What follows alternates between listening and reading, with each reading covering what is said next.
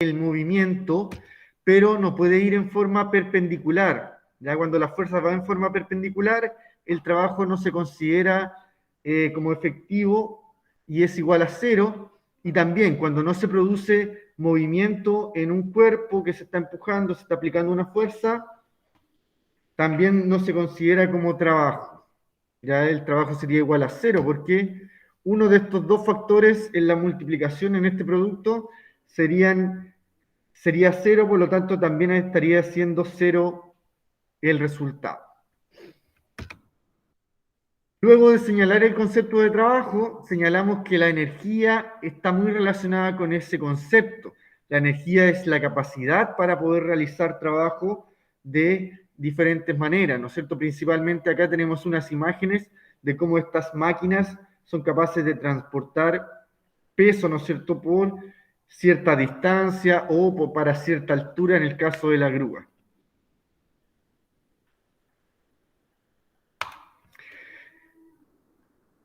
Trabajamos los principales tipos de energía, que son la energía potencial y la energía cinética. Ya la energía potencial es esta que se produce en virtud de una posición y de una condición. Es por eso, ¿no es cierto?, que el efecto de una posición puede estar dado por una altura y al tener una altura mayor, si se deja en caída libre, va a tener cierta energía potencial. ¿Ya? Y también en virtud de una condición, específicamente puede ser un resorte o este arco, ¿no es cierto?, que está en una condición de compresión o estiramiento para después volver a su estado normal. Y ahí es donde, ¿no es cierto?, va a tener cierta energía potencial. Trabajamos algunos ejercicios principalmente pensando en el potencial gravitatorio, en donde, ¿no es cierto?, hay que considerar la altura en donde se encuentran los cuerpos y también hay que considerar la fuerza de gravedad, ¿no es cierto?, con la que caerían en caída libre, con una cierta energía potencial. Trabajamos unos ejercicios y después, ¿no es cierto?, tuvimos unos ejercicios que tenían que desarrollar ustedes. Y también vimos la energía cinética, que es la que se produce en virtud del movimiento de un cuerpo, se relaciona con una masa, con velocidad, y se puede estar ejemplificando como cuando un auto ya va con cierta velocidad, ¿no es cierto? Esta se va a seguir manteniendo y es difícil de detener. También, ¿no es cierto?, tenemos el cohete, el cual va a estar perdiendo en algún momento sus propulsores, pero va a seguir igual en movimiento, ¿no es cierto?, por el mismo efecto de la inercia, el mismo efecto de la energía cinética que ya tiene. De hecho, aprovechamos ese momento para poder relacionar cómo funcionan las montañas rusas, las cuales, ¿no es cierto?, utilizan la energía potencial, ya que elevan los carriles, ¿no es cierto?, los carritos que digan, los elevan hasta una gran altura, que sería la energía potencial, ¿no es cierto?, la cual es aprovechada en pos de la velocidad. Pero posteriormente esta, ¿no es cierto?, se transforma en energía cinética dentro del circuito, ya que va a seguir, ¿no es cierto?, esta masa con un movimiento y va a estar pasando por unos, incluso, ¿no es cierto?, en posición vertical, hasta llegar nuevamente a esta cadena, ¿no es cierto?, que las tira hacia y las conduce hacia la cima de nuevo. Entonces, ahí tenemos, ¿no es cierto?, la relación que puede existir entre la energía potencial y la energía cinética en el movimiento de esta montaña rusa.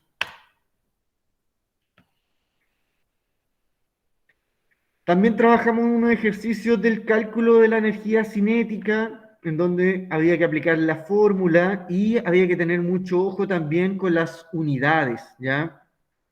Eso se me pasó también recién, que la energía potencial también había que señalar las unidades. La masa en kilos,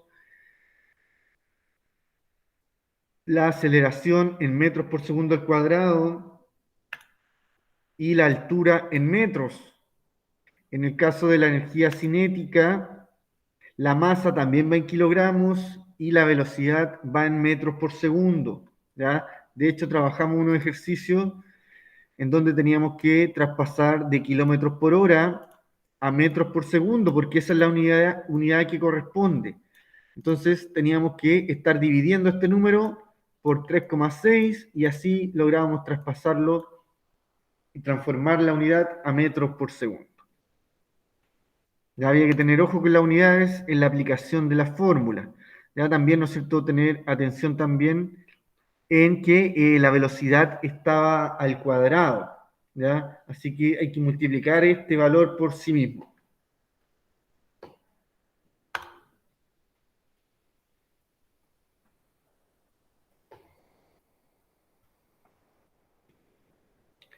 Entonces, eso es lo que se trabajó el día lunes. Entonces, hoy día lo que corresponde es lo referido al concepto de calor, energía térmica y temperatura. Ya vamos a estar adelantándonos igual un poquito de la clase próxima para poder relacionar algunos conceptos. Así que eso voy a señalarles ahora, ¿ya? Tenemos entonces el concepto de calor que está señalado como una cantidad de energía, ¿ya? Y es una expresión del movimiento de las moléculas que componen un cuerpo, ¿ya? Es esta capacidad, ¿no es cierto?, que van a tener las partículas de estar en constante movimiento gracias a que tienen cierta energía. Cuando el calor entra en un cuerpo, se produce un calentamiento, ¿no es cierto? Está entrando calor, ya sea porque tenemos un fuego al lado, que tenemos una combustión que produce también esta energía, o ya sea porque estamos recibiendo calor proveniente del sol. Tenemos calentamiento, ¿no es cierto?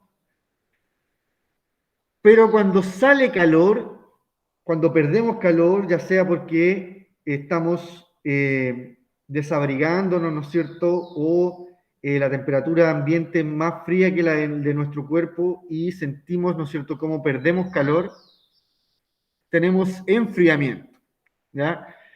Incluso los objetos más fríos poseen algo de calor porque sus átomos están en movimiento.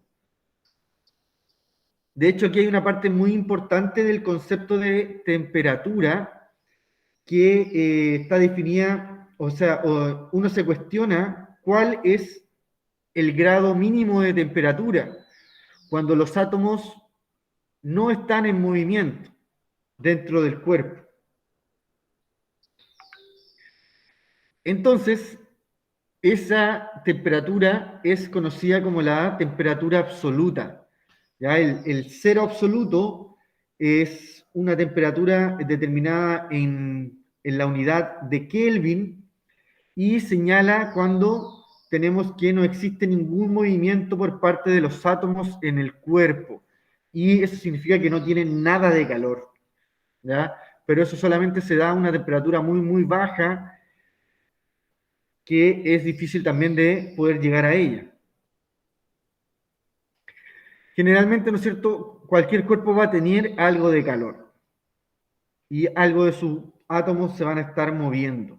Y aunque no lo podamos percibir, sí van a estar en pequeñas vibraciones. El calor es lo que hace que la temperatura aumente o disminuya en un cuerpo. Si añadimos calor, que va a ser la energía que se va a estar transfiriendo, ¿ya?, la temperatura, que es la medida de esta, aumenta. Y si quitamos calor, que es esta energía que se puede transferir, la temperatura disminuye.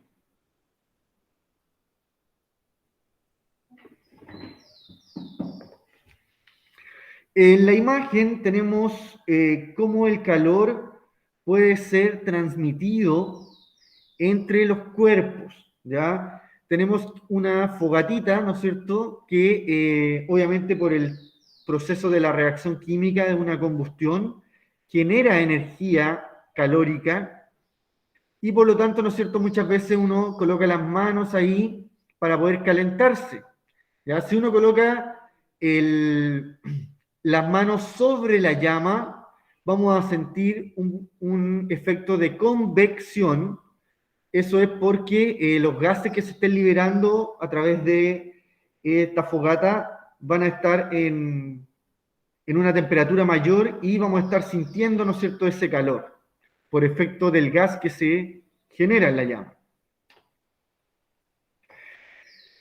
Por otra parte, también viendo las manitos, ¿no es cierto?, cómo se acercan, pero por el lado, ya tenemos el efecto de radiación, en donde las partículas casi invisibles del ambiente son las que transportan este calor, ¿ya? La energía es transportada por los átomos que van a estar en el aire.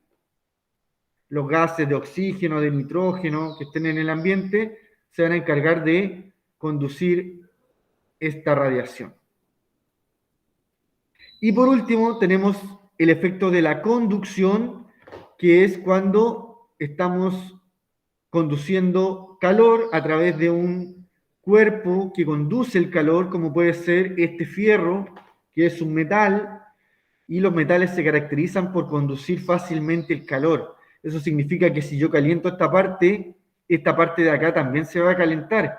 Es por eso que tenemos que utilizar guantes o algo, ¿no es cierto?, que sea aislante. Vamos a explicar más adelante qué es lo que significan esos conceptos y cuáles son algunos ejemplos que nos van a permitir no conducir el calor y así no nos vamos a estar quemando, no vamos a sentir ese calor porque este material no va a traspasar esa temperatura no va a traspasar el calor tampoco para quemarnos, ¿ya? Sobre todo, ¿no es cierto?, si es que está muy, muy caliente. Entonces, ahí en la imagen muy importante tenemos los tres tipos de formas en la que el calor se transmite, ya es una energía que se transmite de un cuerpo a otro.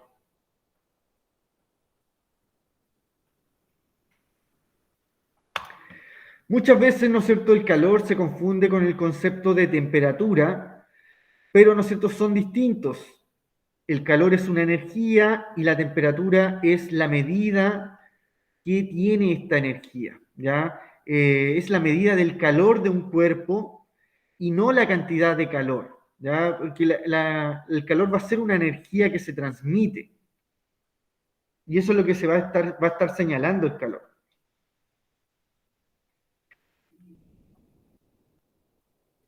La temperatura no es energía, sino es una medida de ella. Sin embargo, ¿no es cierto?, el calor sí es una energía. Es la forma objetiva de expresar lo que se llama como un estado térmico, la temperatura, ya un estado térmico, un estado de un objeto. Ya la energía se va a estar viendo como un traspaso de esto. Asignándole un valor numérico, ya, ¿no es cierto? Incluso existen unas escalas, como son la escala Celsius, la escala Fahrenheit y la escala Kelvin. ¿Qué es eso, profe? Son las unidades que están asignadas por ciertos países, ¿ya? O agrupaciones, la agrupación europea, la agrupación americana, que deciden qué unidades utilizan.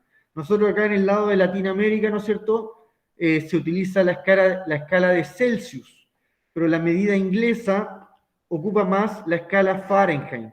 Ya en Europa se ocupa más esta unidad, el Fahrenheit.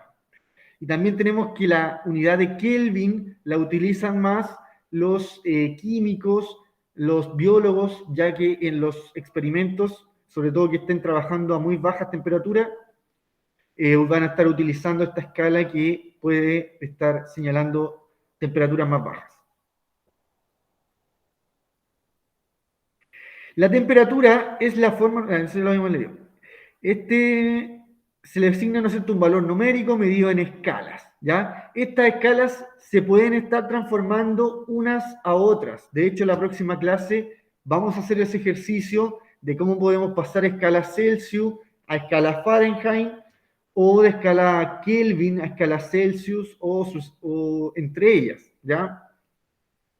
Así que también, ¿no es cierto?, vamos a ver otros tipos de unidades, ¿ya? Como van a ser los metros, los kilos, ¿no es cierto?, la masa de volumen también, de distancia y cómo se pueden estar transformando entre los mismos submúltiplos que se denominan, ¿no es cierto? Porque vamos a tener que tenemos kilogramos, que tenemos gramos, que tenemos toneladas. Entonces, hay un factor que hay que conocer y poder saber cómo se utiliza para poder obtener esta transformación de unidades.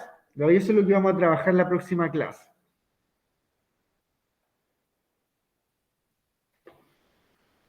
Entonces, a continuación tenemos un cuadro comparativo en donde se están señalando cuáles son las principales características del calor y la temperatura, principalmente para poder señalar cuáles son sus diferencias y para que no se produzca una confusión.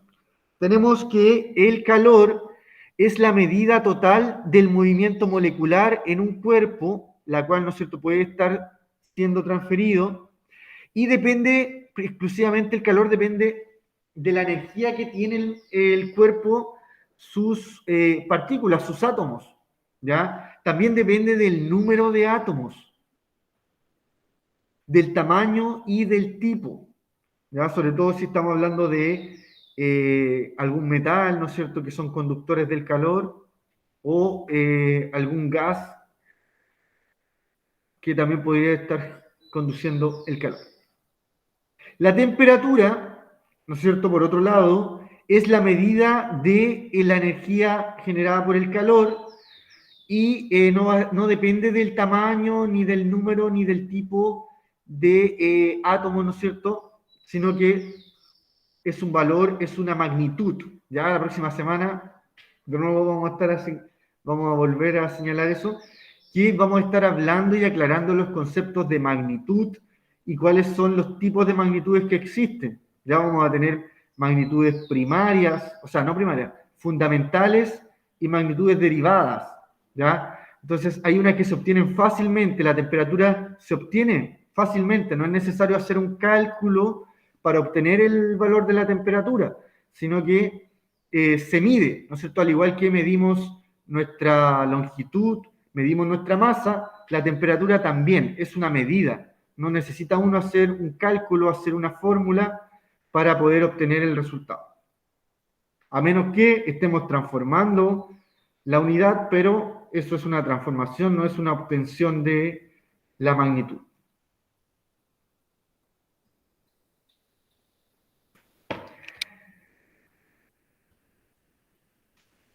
Entonces, estas unidades, ¿no es cierto? Estos conceptos no se pueden estar confundiendo a partir de ahora, ¿ya? Incluso ahora estoy mirando acá, que en esta sala, que estoy solito, pero en la sala del tercer nivel básico, existe acá un papelógrafo pegado en la pared que tiene justamente las diferencias entre calor y temperatura. Ya me gustaría acercarme un poquito para verlo bien. Y claro, dice que el calor es la energía que se transmite de un cuerpo a otro, que no es lo mismo que la temperatura, la cual provoca una sensación de frío y de calor. Ya incluso tiene unos dibujitos en donde se puede ver que el calor se va a estar refiriendo cuando uno recibe la energía, por ejemplo, del sol, y la temperatura, no veo bien el dibujito. En la temperatura tiene como es la medida, ¿no es cierto? O la sensación de frío o calor, tiene puesto unos termómetros, ¿no es cierto? En donde indica baja temperatura o indica alta temperatura. Pero eso principalmente, ¿no es cierto? El calor se puede estar transmitiendo y es como, tiene que ver con el movimiento, la energía de los movimientos de las partículas, de los átomos, pero la temperatura va a ser esta medida y es una magnitud, ¿ya?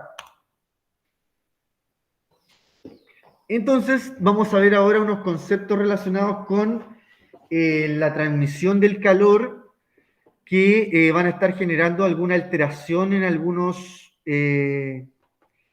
materiales, ¿ya? Entonces, vamos a estar hablando principalmente del concepto de dilatación térmica, ¿ya? ¿No es cierto? La dilatación tiene que ver con el aumento del volumen, que ocurre en un cuerpo y este se va a estar debiendo, como dice su nombre, térmica, debiendo al aumento de la temperatura, ¿ya? Debido, ¿no es cierto?, principalmente al aumento de la temperatura, al aumento del calor, al aumento del movimiento de las partículas, van a hacer que el material se tienda a expandir, ¿no es cierto? Por el aumento de la temperatura, las partículas van a tener un mayor movimiento y van a tender a expandir el material. Por lo general, los sólidos, líquidos y gases se dilatan cuando aumenta la temperatura y se contraen en el caso contrario. Generalmente, entonces, si tenemos un material sólido, si le aumentamos la temperatura, vamos a tener que se va a empezar a expandir. Incluso, ¿no es cierto?, podría pasar a estado líquido. Si llegamos, ¿no es cierto?, a su punto de fusión, cuando pasa de sólido a líquido, vamos a tener que pasa líquido y cuando es líquido, obviamente va a tener un mayor volumen. Para el caso de los gases, o sea, de líquidos, si calentamos un líquido, pensemos en un líquido cualquiera, ya pensemos incluso en el agua. El agua, si pasamos de líquido a gaseoso, vamos a tener que se expande. Ya las nubes son gigantescas, ¿no es cierto? Pero si se comprimen, no van a ser tanta agua. Pero ojo, que con el agua se genera una anomalía, ¿ya? ¿Qué es lo que es una anomalía, no es cierto? Cuando no cumple la regla o cuando, ¿no es cierto?, no se espera, o sea, no se genera lo que se espera, ¿ya? No es algo normal. Entonces, la anomalía del agua sucede cuando pasa de líquido a sólido, ¿ya? ¿Qué es lo que dice acá? ¿No es cierto? Que cuando, en el caso contrario, ¿no es cierto?, cuando se disminuye la temperatura, va a estar disminuyendo el volumen, ¿no es cierto?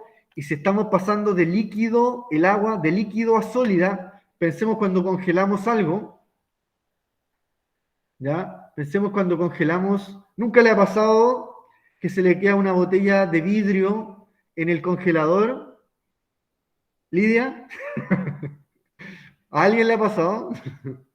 No, no me ha pasado. ¿Nunca le ha pasado que al quedarse una botella de vidrio en el congelador, esta explota? Es que nunca he dejado la botella de Sí, vidrio me en ha el congelador. pasado, tío. No, sí puede haber A mí pasado. sí me ha pasado. Sí, se me olvidó que A no la lo Carla dejaron en el sí. congelador. Claro. Con Y los termos de los niños para el colegio, los compro como de pasta y ya he dañado varios. Los meto al refrigerador y al otro día está congelado, pero vencido, o sea, partido, pues. se rompe. Claro, Exacto, se ese rompe. efecto es porque el agua, al contrario de todos los demás, de todos los materiales, tiene una anomalía, ¿ya? Ella de pasar a líquido a sólido aumenta su volumen. Entonces, por ejemplo, a veces tenemos una botella de vidrio ahí para tener agua, la congelamos, aumenta el volumen y va a hacer que explote. Y eso pasa porque el agua, al pasar de líquido a sólido, genera una estructura hexagonal que hace que aumente su volumen. ¿Ya? Una cosa muy rara de la acomodación del proceso de congelación del agua, pero que hace que eso ocurra. ¿Ya? Pero lo cual es muy beneficioso. ¿Ya? Si uno pone a pensar que es bueno para la naturaleza. ¿Por qué? Porque gracias a eso es que el hielo flota en el mar, ¿no es cierto? Los icebergs son más fácil de ver y también eso permite que se puedan estar congelando la parte de arriba solamente de los lagos, ¿no es cierto? O de los ríos, y eso permite que no mueran las especies que existen en el mar, ¿no es cierto? O en los ríos, porque si no, se congelarían también. Entonces es muy bueno que el hielo flote sobre el agua y se congele solamente la parte de arriba. ¿Ya? Así, ¿no es cierto?, permite que siga la vida bajo el agua. En la próxima clase vamos a estar hablando de algunos temas que ya hemos tocado hoy día. ¿Ya? Estamos medio rellenando, pero anticipando cosas que se vienen para la próxima clase. ¿Ya? Entonces, vamos a ver tres formas en las que se producen las dilataciones térmicas, ¿ya? Pero solamente ahí les mencioné una anomalía, pero lo normal es que si un cuerpo se calienta, se dilata, aumenta su volumen. Entonces vamos a tener primero una dilatación lineal que se produce cuando lo que está aumentando es la dimensión de la longitud. Ya principalmente pensemos ahí en un fierro largo, ¿no es cierto?, el cual al ser calentado puede seguir aumentando de tamaño. Pensemos en la producción de algún alambre, de algún fierro de construcción, de alguna malla, etcétera, etcétera. Entonces, principalmente en el cálculo de la dilatación lineal se considera, ¿no es cierto?, el largo que tiene el fierro, también este valor que existe acá, ¿no es cierto?, este símbolo va a estar indicando principalmente la resistencia que tenga el material a ser dilatado y la temperatura que se puede estar aplicando.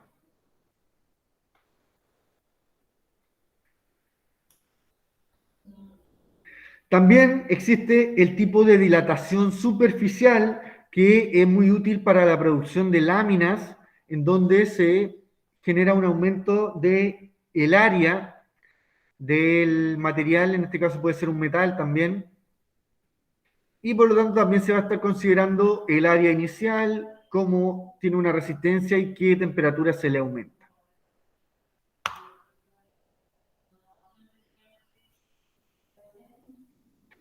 Finalmente tenemos la dilatación volumétrica, en donde se ve, ¿no es cierto?, cómo aumenta el volumen de un metal, ¿no es cierto?, puede ser, en la fabricación también de algún instrumento, alguna herramienta, que se le puede dar alguna forma también. Y eso lo hacen, ¿no es cierto?, cuando dilatan algún material y o sea, lo calientan, ¿no es cierto?, incluso lo pasan a líquido y después lo insertan en algunos moldes, ¿ya? Ahí, ¿no es cierto?, tienen cierta dilatación, después se deberán contraer un poquito y quedar ahí en el molde. Entonces, más que nada, ¿no es cierto?, estar considerando que hay materiales que se pueden expandir a través del uso del calor. Ya hay muchas aplicaciones al respecto, ¿no es cierto? Incluso tenemos acá una tabla que señala cuáles los coeficientes de dilatación. ¿Ya? Aquí eran estos valores. ¿Cuál es el coeficiente de dilatación que utilizaban? Entonces tenemos, ¿no es cierto?, algunos materiales como los metales que tienen un coeficiente de dilatación bastante alto para ellas, ¿no es cierto? Por lo tanto, es más fácil poder dilatarlos. Por otro lado, aquí tenemos uno muy importante que vamos a estar hablando más adelante, que es el mercurio, el cual, ¿no es cierto?, se utiliza en los termómetros y tiene un valor de 1,8 por 10 elevado a menos 4. Si se fijan, los demás son elevado a menos 6, pero este es elevado a menos 4. ¿Cuál será mayor, este o los demás? ¿Ya? Cuando estamos elevando a un menos, vamos a tener que el valor que tenga el menos menor va a ser el mayor. Disculpen si los confundí. Pero, ¿no es cierto?, en este caso el mercurio tendría un valor mayor que los demás, ¿ya? Por lo tanto, se dilataría mayormente. Y también tenemos una comparación entre el vidrio común y el vidrio Pyrex, ¿ya? El vidrio Pyrex, en este caso, tiene una dilatación menor que el vidrio común, y eso le va a permitir al vidrio Pyrex ser utilizado bastante para ser calentado, ¿ya? Principalmente en los materiales de laboratorio, existen las pipas de Pyrex, son porque pueden resistir el calor y no van a tener dilatación térmica y no van a sufrir, no se van a quebrar, ¿ya? Por el efecto de estar mucho rato expuesto al calor. Eso con respecto a los coeficientes de dilatación. No sé si más que más podría mencionar al respecto, pero más adelante vamos a estar hablando más sobre el mercurio. no el diario, es el metal líquido que existe, el mercurio. Seguimos. Entonces tenemos a continuación que cuáles son los usos de estos materiales, ¿no es cierto?, que son conductores. Tenemos ahí, ¿no es cierto?, un sartén, el cual nos permite cocinar, ¿no es cierto? Podemos hacer ahí un huevito frito, una carnecita, ¿no es cierto? Y lo que genera, ¿no es cierto?, es que tenemos ahí un metal que puede ser de cobre, de plata, y tiene, ¿no es cierto?, esta facilidad al ser calentado por medio de este material se puede conducir el calor y nos va a permitir freír, ¿no es cierto?, aumentarle la temperatura, en este caso al aceite, para que pueda estar friendo lo que estemos cocinando. Ya no quiero hablar de comida hasta ahora. Y por otra parte, ¿no es cierto?, existen materiales que no son conductores del calor y eso les va a permitir estar aquí participando, ¿no es cierto?, en la defensa para no quemarse, ¿no es cierto? Al calentarse solamente lo metálico, vamos a tener aquí ya sea madera, plástico, lana, cuerda, cosas que no conduzcan el calor y eso nos va a permitir no sentir esa temperatura a la que esté expuesta ese metal, ¿ya? Y así no vamos a sufrir quemaduras. También, ¿no es cierto?, estos materiales aislantes son muy similares la relación que existe con la conducción de la electricidad. Ya los metales son buenos conductores de la electricidad, pero materiales como el plástico, la madera, también son malos conductores de la electricidad.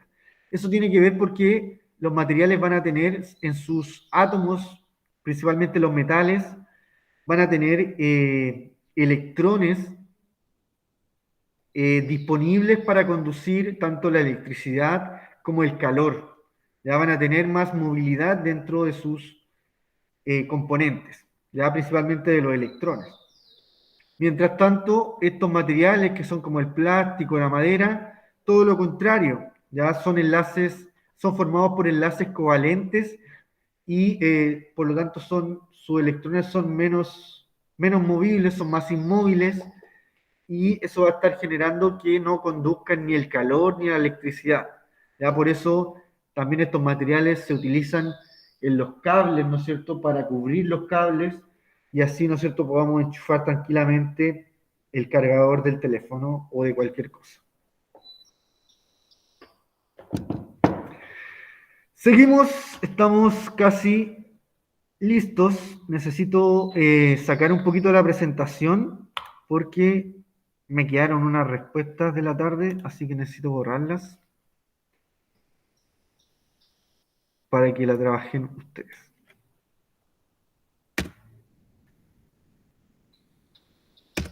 ¿Dejamos de grabar entonces?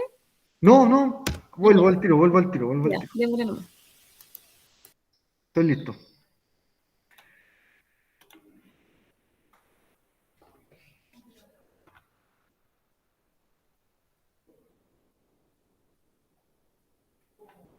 Ya, nos queda solamente una diapositiva. Como les dije, ¿no es cierto?, nos quedaba poco, pero vamos a dar tiempo ahí para la pregunta complementaria, para las preguntas esenciales. Así que vamos a alcanzar súper bien en el tiempo igual, ya con algunos tiempitos libres. Tenemos entonces que la aplicación de la dilatación, lo que estábamos hablando recién, ¿no es cierto?, es muy utilizado en el fenómeno de la elaboración de los termómetros, ¿ya? Obviamente pensando en los termómetros antiguos, estos, ¿no es cierto?, de vidrio, que tenían un líquido en su interior, el cual era mercurio, ¿ya? Y, ¿no es cierto?, teníamos que colocarnos en el brazo, también se podían colocar en la boca, o incluso los bebés se colocaba en el ano, para sentir, ¿no es cierto?, cómo tenían su temperatura corporal y ver, ¿no es cierto?, si es que tienen un sobre 37 grados, es porque tienen, ¿no es cierto?, fiebres y pueden tener alguna enfermedad, ¿no es cierto? Ahora, por el tema del coronavirus, se multiplicaron los termómetros, ya se usan, ¿no es cierto?, más los termómetros digitales, que, ¿no es cierto?, tienen que ver con la conducción del calor que podemos tener ¿no es cierto? Y cómo la pueden estar percibiendo a través de esos sensores. He visto distintos, ¿no es cierto? Incluso he visto pantallas que tienen ahí sensores que nos permiten dar y registrar la temperatura, ¿ya? Ya no se usa tanto este termómetro, pero eran bastante utilizados, ¿no es cierto?, en la antigüedad. Ni tan antiguo tampoco. Todavía tengo uno yo en la casa, por si acaso. Entonces, hemos terminado el contenido, chiquillos, así que vamos a presentarles unas preguntas complementarias que vamos a estar dejando ahora unos 7 minutitos para que la puedan responder y a ver si después, ¿no es cierto?, me ayudan en cuando hagamos la respuesta de estas preguntas. Entonces, la uno dice, ¿qué es lo que es la energía térmica? Número 2, ¿qué es lo que mide la temperatura? Y número 3, ¿qué le ocurren a las partículas de una sustancia a medida que van tomando más temperatura? Son muy parecidas las preguntas, pero tratar, ¿no es cierto?, de no expandirse en una porque podríamos estar respondiendo las tres, pero ahí vamos a ver cómo les queda, ¿ya? Entonces volvemos en un momentito. La idea es que puedan estar respondiendo esas preguntas con lo visto recién.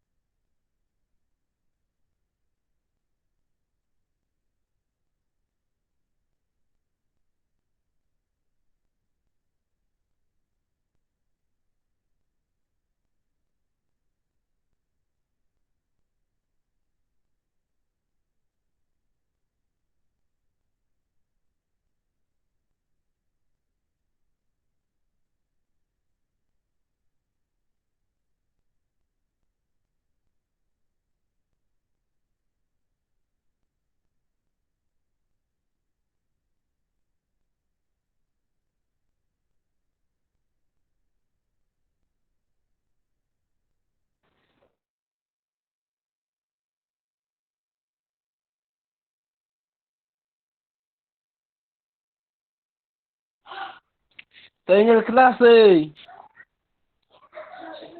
Sí.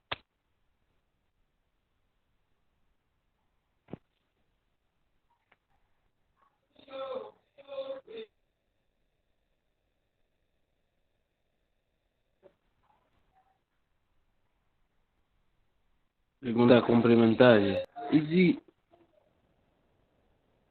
térmica, que mide la temperatura que ocurre a la partícula de una sustancia a medida que esta sustancia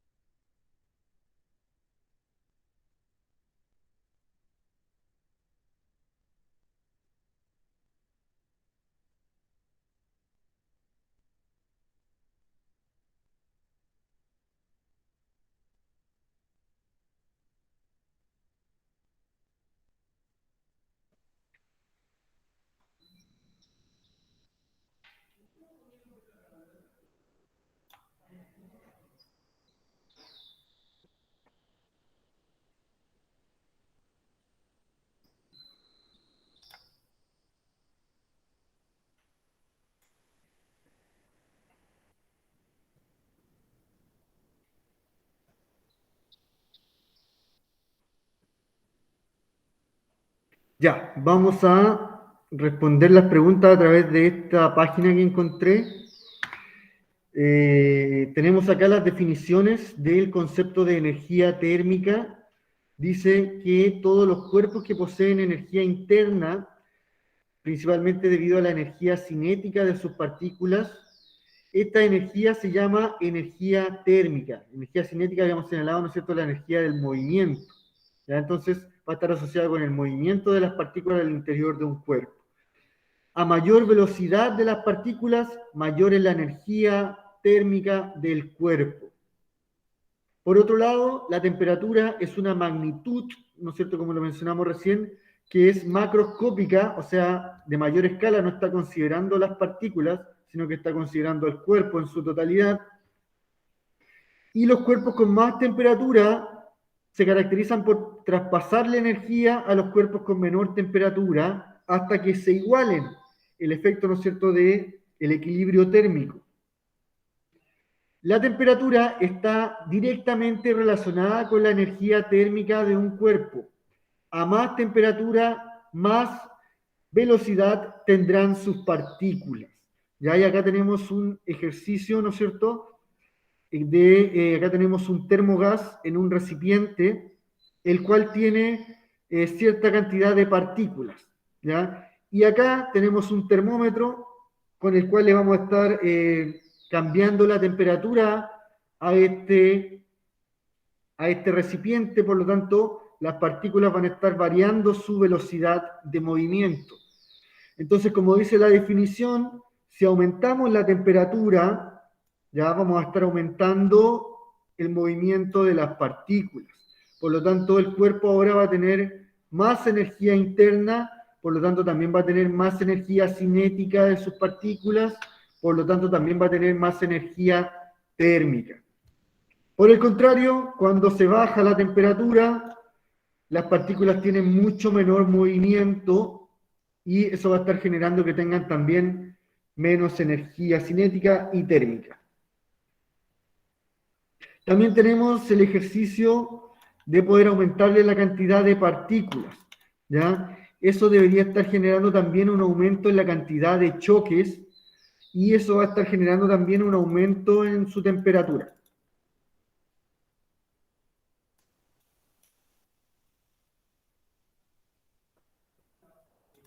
No genera aumento de la temperatura, solamente vamos a tener un aumento en los choques que puedan tener las partículas que en este caso no, tampoco se muestran como que estuviesen chocando, como es un cubo en 3D, no considera estos choques. Pero podrían producirse, ¿ya? Entonces, acá, ¿no es cierto?, principalmente aumentamos la temperatura, queda, ¿no es cierto?, el despelote ahí con los movimientos de las partículas o de los átomos dentro del cuerpo. Eso, ya a partir de esto, ¿no es cierto?, es lo mismo que responder las preguntas que estaban señaladas en el PPT, ¿no es cierto? Así que vamos a mostrar a continuación la pregunta esencial de esta semana, que ya la habíamos mostrado incluso el día lunes, porque ya habíamos trabajado incluso algunos conceptos, ¿ya? La pregunta esencial número 26 tiene 3 preguntitas, pero la número 1 se refiere a lo que vimos hoy día, ¿ya? ¿Es lo mismo calor que energía térmica? Si sí o si no, tienen que estar señalando las definiciones para poder señalar si son o no lo mismo, ¿ya? No me pueden poner sí o no, tienen que indicar por qué, ¿no es cierto? ¿Por qué no son lo mismo o por qué son lo mismo?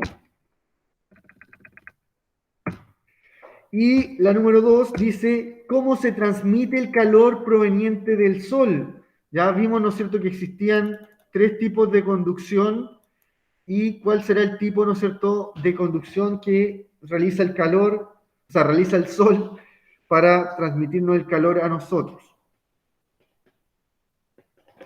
Y la número 3 era la que deberíamos haber trabajado en la clase pasada, en donde nos preguntan cuál es la relación entre la energía cinética y la energía potencial.